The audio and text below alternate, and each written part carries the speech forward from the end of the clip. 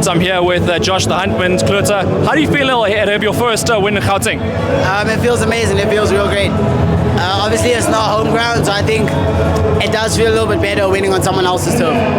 Yeah, it's the first six rounder for you as well. I know that coming through the paces at altitude, were you feeling it? A little bit, yeah. Towards the end, the last 2-3, or maybe the last two, started to feel it a little bit. But again, I mean, it's about who wants it more. So you bite down that little bit just to persevere through that little bit of tiredness.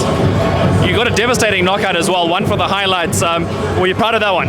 Yeah, for sure. I definitely, I felt him giving the pressure, so I was assuming that he'd open up more, letting his hands go a little bit more. I just saw my opportunity and I let my hands go. Well, let's put it this way. I mean, he looked like he was out on his feet, maybe in round 4 and round 5. You just finished the job in round 6. Yeah, for sure. I think I saw the opportunity already.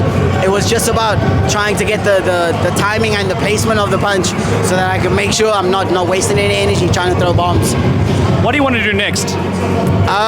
That's up to my team.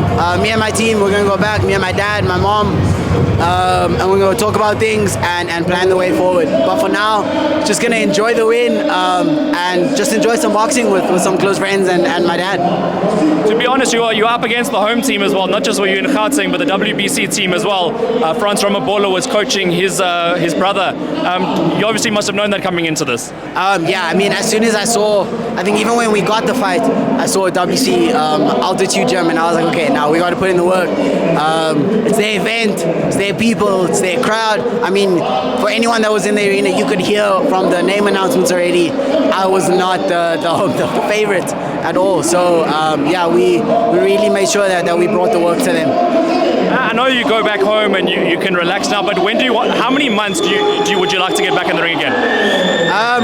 Look, I think starting my pro career, I've been very active. My first 6 months I had 4 fights, and then we had some time off, obviously just trying to get fights and also taking a break to kind of reflect on the performances. So I mean, 2 months, 3 months, whatever it is, opportunities, and if they make sense, I think we'll take them, because from what I'm concerned, I've been working for 4 fights in 6 months, so I don't know any different really, but obviously the rounds get longer, the work gets more in the actual fight, so we'll take it as it comes.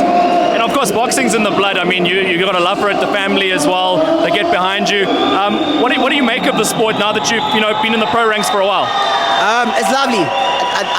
If I could do this for the rest of my life, I would.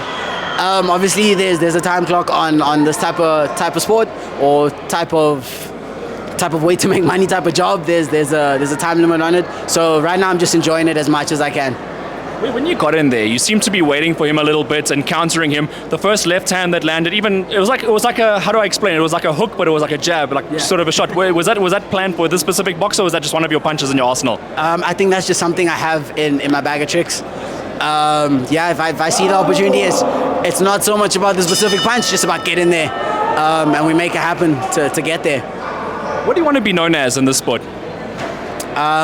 What do you mean? In terms of, like, do you want to be known as a boxer? Do you want to be known as a puncher? Do you want to be known as a fighter? Like, what how do you describe yourself?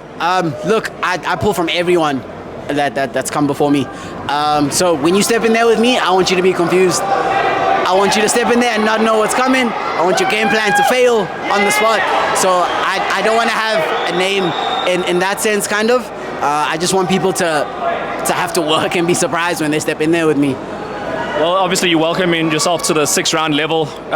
It's going to be 6 rounds from here on until you build to the 8-rounders. But you felt comfortable in there, even at altitude. I was surprised how well you did. I almost thought there was a first-round knockout in the background there. Always exciting. But I just wanted to wish you all the best on your next fight. We'll obviously keep in touch as well. Just DM me on SA Boxing Talk on Instagram, and we'll make it happen. Anything last you want to say? Any thank yous? Any shout-outs?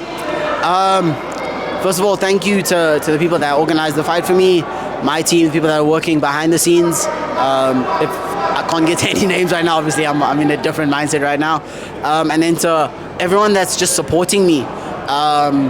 My clients, I'm a personal trainer. My clients have been very kind to give me time off, allow me to have space to train. My parents, my friends who've been helping me in camp, you know who you are. And also my UCT team. I coach the kickboxing team at UCT, and they've also just been really supportful. Shout out to those guys as well.